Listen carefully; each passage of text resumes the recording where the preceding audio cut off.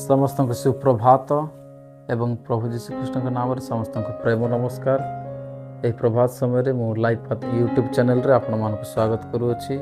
आसंता माने यही प्रभात रे गोटे डिवोशन देखि जिबा।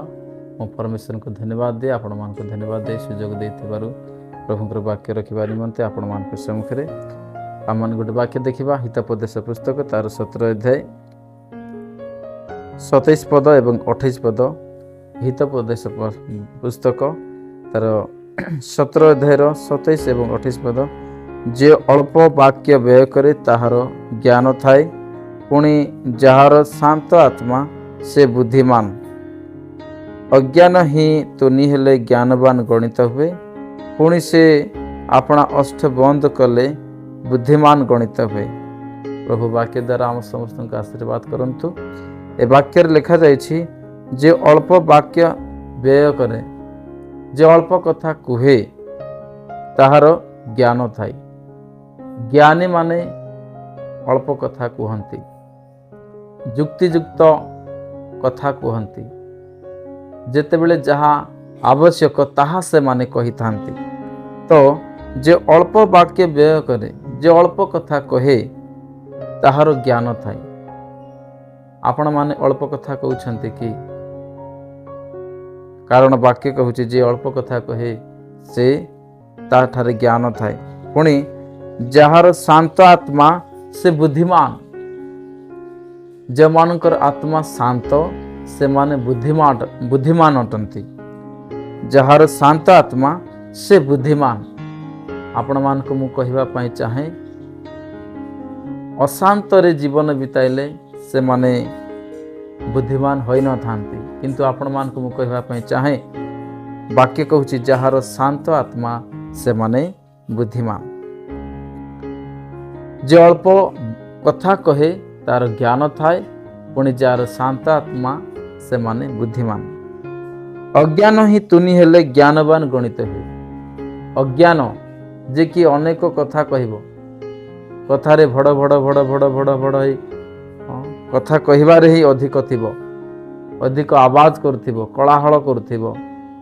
सेपरि व्यक्ति जदि से तुनि हेले ज्ञानवान गणित हुए। अज्ञान ही तुनि हेले ज्ञानवान गणित हुए, पुणी से अपना अष्ट बंद कले बुद्धिमान गणित हुए।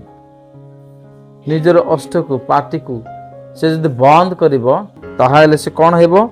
बुद्धिमान गणित हुए।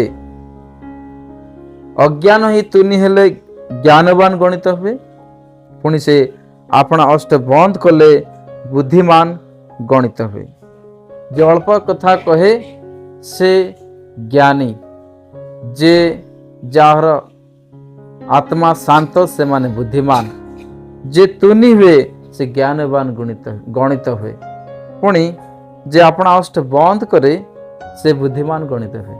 तो आपण मान को कहिबा पई चाहे, आपण माने ज्ञानी हेबा पई चाहंती, आपण माने बुद्धिमान हेबा पई चाहंती, ताहा हेले आपण मान को मु कहिबा पई चाहे, ज्ञानी सोलोमन से हितोपदेश वाक्य रे कहउछंती, जे अल्प कथा कहे से ज्ञानी होइथाय। जहार शांत आत्मा से बुद्धिमान होइथाय। अज्ञान मूर्ख से जदि तुनि हुए ताहाले से ज्ञानवान रूप से गणित हुए। जो मानकर अष्ट बंद हुए से माने बुद्धिमान रे गणित हुंती। अज्ञान ही तुनि हेले ज्ञानवान रे गणित हुए, आ से मानकर अष्ट को बंद करले से माने बुद्धिमान रे गणित हुंती। तो आपण मान को कहिबा पई चाहे, आपण मान को ज्ञान रो जदि आवश्यकता, बुद्धि रो जदि आवश्यकता, ताहले आपण माने अल्प कथा कहंतु, बुद्धिर सहित कथा कहंतु। अल्प कथा कही ज्ञानवान हुंतु, शांत रही बुद्धिमान हुंतु, तुनि रही ज्ञानवान रे गणित हुंतु, एवं अष्ट को बंद करी बुद्धिमान रे परिणत हुंतु। प्रभु यही वाक्य द्वारा आम समस्त को आशीर्वाद करंतु। समस्त को प्रेज द लॉर्ड।